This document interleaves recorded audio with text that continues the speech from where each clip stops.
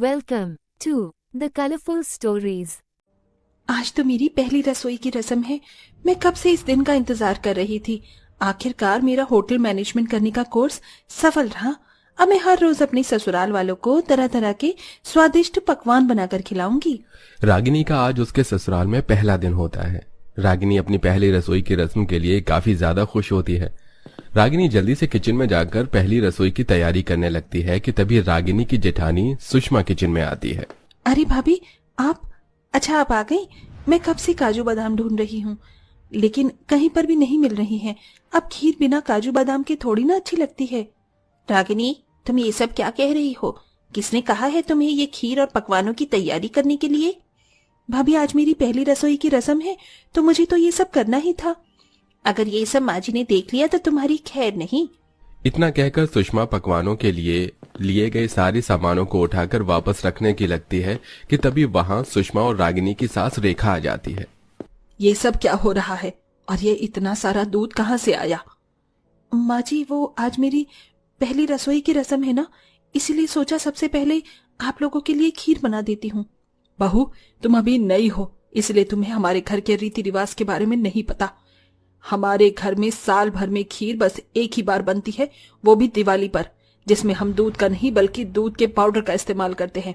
सुषमा बहू, तुम रागिनी को हमारे घर के खाने के बारे में सब कुछ बता देना। ये इसकी पहली और आखिरी गलती थी, इसलिए मैं इसे कुछ नहीं कह रही हूँ। इतना कहकर रेखा वहां से चली जाती है। अपनी सास का ऐसा बर्ताव देख रागिनी को कुछ भी समझ नहीं आता और वो हैरानी से अपनी जेठानी की तरफ देखने लगती है। ये सब क्या था भाभी? माँ जी क्या बोल गई? मुझे तो कुछ समझ ही नहीं आया। रागिनी, तुम्हें नहीं पता कि माँ जी कितनी ज्यादा कंजूस हैं।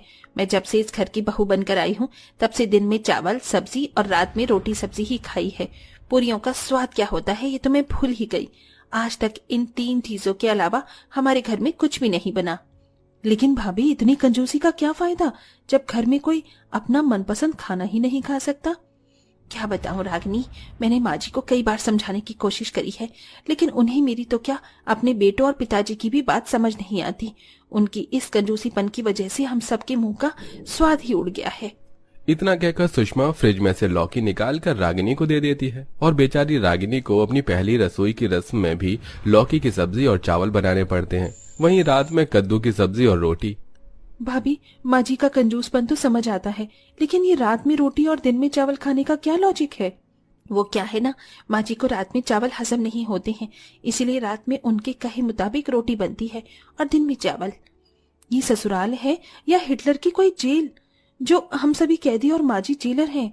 ऐसे ही समय गुजरता रहता है। अब अपने ससुराल वालों के साथ साथ रागिनी भी हर रोज रात में रोटी और दिन में चावल खा खाकर ऊब चुकी थी। बस अब बहुत हुआ। रोज रोज रात में रोटी दिन में चावल, इसके अलावा तो इस घर में कुछ बनता ही नहीं है। अब मैं भी देखती हूँ कि कैसे माँ जी मुझे मेरी पसंद का खाना बनाने से रोकेंगी। रागिनी अपने साथ साथ अपने ससुराल वालों के लिए भी ढेर सारी पाव भाजी बनाती है। पाव भाजी की खुशबू डाइनिंग टेबल पर बैठे हुए परिवार के सभी सदस्यों को आ रही होती है। अरे, आज इतने सालों में पहली बार रसोई से कितनी अच्छी खुशबू आ रही है ना। ऐसा लग रहा है कि कुछ अच्छा बन रहा है, लेकिन भला हमारी रसोई में क्या अच्छा बन रहा होगा। सही कह रहे हो, ज्यादा से ज्यादा कोई सूखी सब्जी और साथ में 2 रोटी ही मिलेंगी। सभी लोग इतनी अच्छी खुशबू को लेकर आपस में बात कर ही रहे होते हैं कि तभी एक बड़ी सी प्लेट में ढेर सारी पाव भाजी लिए रागिनी आती है। पहली बार अपने घर में इतना अच्छा कुछ बनता देखकर सभी लोग काफी हैरान होते हैं। भाभी, ये सच में पाव भाजी है? ये मेरी आंखों का कोई धोखा है? मुझे तो यकीन ही नहीं हो रहा है कि हमारी रसोई में रोटी चावल बनने के अलावा आज पाव भाजी बनी है। रागिनी, ये तुमने क्या किया? अगर माँ जी को पता चल गया कि उनके कहने के बावजूद भी तुमने घर में रोटी चावल के अलावा भी कुछ बनाया है, तो वो तो किसी वॉल्केनो की तरह फट जाएंगी, हम सभी पर। भाभी, आप इतना टेंशन क्यों लेती हैं? जब माँ जी मेरे हाथ की मसालेदार और चटपटी पाव भाजी खाएंगी तो वो सारा गुस्सा भूल जाएंगी। रागिनी एक एक कर सबको पाव भाजी परोसती है। सभी लोग जैसे ही पाव भाजी का पहला निवाला खाने लगते हैं कि तभी वहां रेखा जाती है। रुक जाओ सब, खबरदार अगर किसी ने इसका एक निवाला भी अपने मुंह में रखा तो। माँ जी, आप ऐसे खाने में किसी को कैसे रोक सकती हैं? क्या आपका मन नहीं उबता रोज रोज खाने में चावल रोटी खाकर? अरे, इसके अलावा भी दुनिया में ढेर सारी चीज है। बहू, पैसे पेड़ पर नहीं उगते हैं। जब से तू आई है तब से ही मेरे घर में ये ड्रामा चल रहा है, वरना आज से पहले कभी किसी का रोटी चावल के अलावा और कुछ खाने का मन नहीं हुआ था। बोलो तुम सब चुप क्यों हो? क्या किसी को सच में ये पाव भाजी खानी है? देखा सब कैसे चुप खड़े हैं। अब जो तूने गलती की है उसकी सजा तुझे मिलेगी। अब से लेकर 3 दिन तक तुझे खाने का एक निवाला भी नहीं मिलेगा। रेखा रागिनी की बनाई हुई सारी पाव भाजी को लेती है और सीधा उसे दुकान पर बेच देती है, जिससे मिलने वाले पैसों को रेखा अपनी तिजोरी में रख देती है। रेखा का स्वभाव शुरू से ही कंजूसपन से भरा हुआ था। हर छोटी से बड़ी चीज में कंजूसपन करना रेखा की अब आदत सी बन चुकी थी। क्या कर रही हो जाने मन? दिख नहीं रहा है, कपड़े तय लगा रही हूँ। अरे बाबा, इतनी सी नाक पर इतना ज्यादा गुस्सा? रागिनी, तुम तो माँ को जानती हो ना। मैं तो क्या घर में कोई भी माँ के सामने खाने को लेकर कुछ नहीं कह पाता। लेकिन तुम फिक्र मत करो, ये देखो मैं तुम्हारे लिए क्या लेकर आया हूँ। Oh my God, pizza! पता है कब से मेरा पिज्जा खाने का मन कर रहा था, लेकिन हम इसे अकेले नहीं खाएंगे। रागिनी और मुकुल सबसे छुपते छुपाते हुए पिज्जा अपनी जेठ जिठानी के कमरे में ले जाते हैं और वहीं पर अपने ससुर और देवर को भी बुला लेते हैं, जिसके बाद सभी लोग मिलकर साथ में पिज्जा खाते हैं।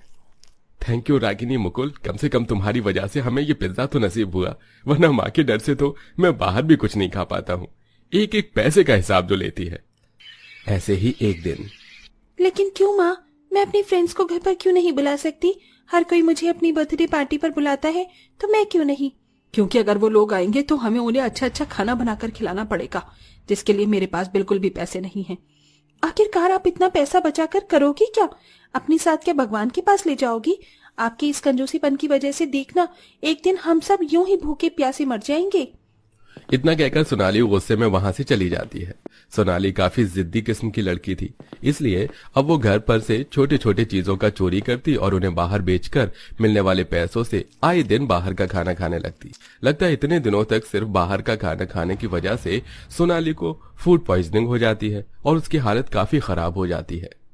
भगवान, मेरी बच्ची को क्या हो गया? आज तक तो उसने कुछ भी बाहर का खाया भी नहीं है, तो इसे ये बीमारी कैसे लग गई? आपने कभी हम लोगों के खाने पर ध्यान दिया हो तो आपको पता चलेगा ना कि मैं पूरे 1 महीने से सिर्फ बाहर का खाना खा रही हूँ। और सिर्फ मैं ही नहीं, अब तो घर में हर कोई छुप छुप कर बाहर का खाना खा रहा है, वो भी सिर्फ आपकी वजह से। आपकी हर दिन रात रोटी और चावल की जिद ने हम सबको भूखा ही मार दिया था। आज जो मेरी हालत है ना, उसकी जिम्मेदार सिर्फ आप हैं। सोनाली की बात सुनकर सभी की आंखें नम हो जाती हैं। देख लिया अपनी कंजूसी का नतीजा।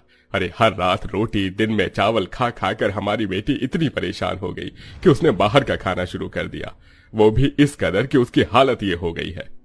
माँ जी, हमने आपको कितनी बार समझाया, लेकिन आपने कभी हमारी बात नहीं सुनी और सिर्फ अपनी मनमानी करती रही। देख लिया अपनी मनमानी का नतीजा। माना मैं कंजूस थी, लेकिन ये सब पैसे मैं अपने लिए नहीं बल्कि तुम सबके लिए बचा रही थी कि अगर भविष्य में हमें कोई परेशानी आई तब हम इन पैसों का इस्तेमाल कर सके। पर मुझे नहीं पता था कि मेरी वजह से एक दिन ये हो जाएगा। आप सब लोग मुझे माफ कर दीजिए। अब से मैं कभी भी अपने कंजूसीपन की वजह से आप लोगों को तकलीफ में नहीं रहने दूंगी। रेखा की बात सुन घर में सभी लोग काफी खुश होते हैं। आज सही मायने में मेरी पहली रसोई की रस्म होगी। आप सब लोग बस मुझे थोड़ी देर दीजिए, मैं आप सभी के लिए कुछ अच्छा बना कर लाती हूँ। रागिनी किचन में जाती है और सभी के लिए तरह तरह के स्वादिष्ट पकवान बनाती है।